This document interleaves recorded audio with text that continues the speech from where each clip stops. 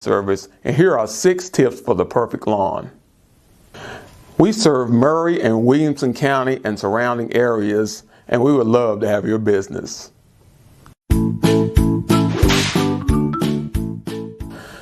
Tip number 1 is climate. Different types of grass are subjective to their climate.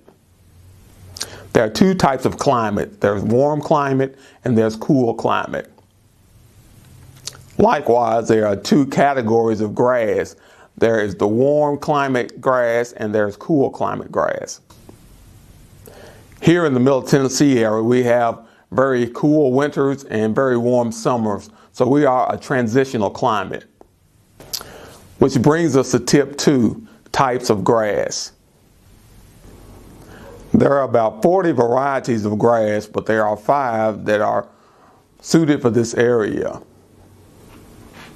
The first we'll talk about is ryegrass.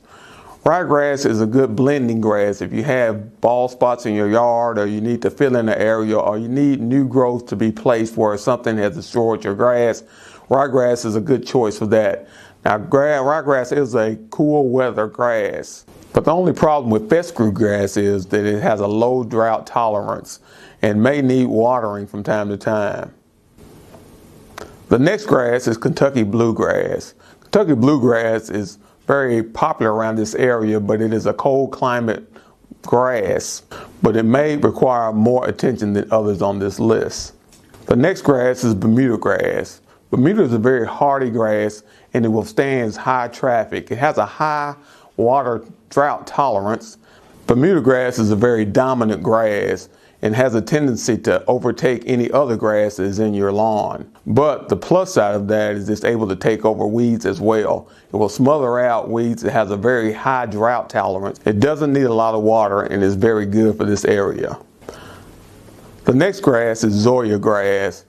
Zoysia grass came to the United States about 1911, coming from Asia, but it has a lot of the similarities of Bermuda grass. It's very good for this area because it withstands high traffic. It also is a high tolerance for drought and it's very low maintenance.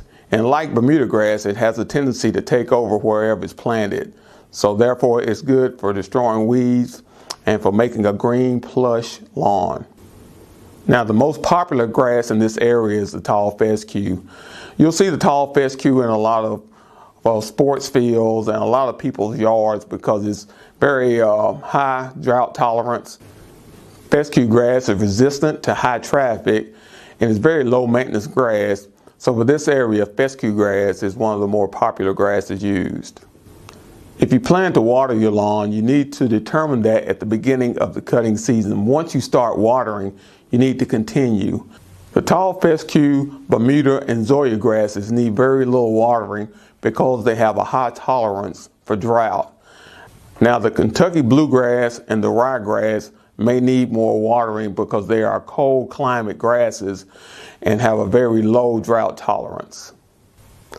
Tip number 3, fertilization. If you choose to fertilize your grass, the best time to fertilize is in the fall. If you want to fertilize and overseed, the fall is the best time of year because it will germinate your grass and the fertilizer will get into your soil. Now you can fertilize again in the springtime as well, but if you choose to fertilize, choose a fertilizer that will cause your grass to flourish. A good general fertilizer is the Triple 15 fertilizer. It kind of covers all the bases and will cause your grass to grow very strong and very healthily. If you choose to take a soil sample, you can take it to your local co-op and they will tell you what fertilizer will be best for your grass. Nitrogen is very important to grass growth. Nitrogen, phosphorus, and potassium are the 3 main ingredients in fertilizer. And depending on your grass needs, they can be found in different quantities in different fertilizers. Tip number 4, weeds and the controlling of them. To stay ahead of your weed problem, you should apply a weeding feed to your lawn. The best time to put out your weeding feed is in the early spring. The weeding feed contains fertilizer as well as weed killer. This will fertilize your grass, giving it strong roots, and at the same time kill any weeds that might try to come up around your grass. If your weeds persist after applying weeding feed, wait till late May, early June and apply once again, because the more weeds you have, the more infertile your soil. If you have 50% weeds and 50% grass, you may consider reseeding your lawn. If your grass is taller and more dominant than your weeds, then your grass will smother out your weeds. But if your weeds are dominant, it could damage your lawn. Tip 5. Proper mowing.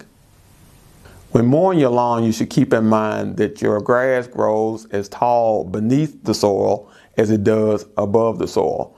So it's important to let your grass grow taller so that your root system can be strong. Cutting your grass every 7 days is better than cutting it every 14. You should cut your grass 2 to 3 inches tall. Cutting it shorter will cause your weeds to outgrow your grass. And tip number 6, if you have a problem with tips 1 through 5, you need to call groundskeepers at area code 931-698-7711. Again, my name is Kelvin Lyles. I'd like to thank my customers and my potential customers. Thank you for your patronage and have a great day.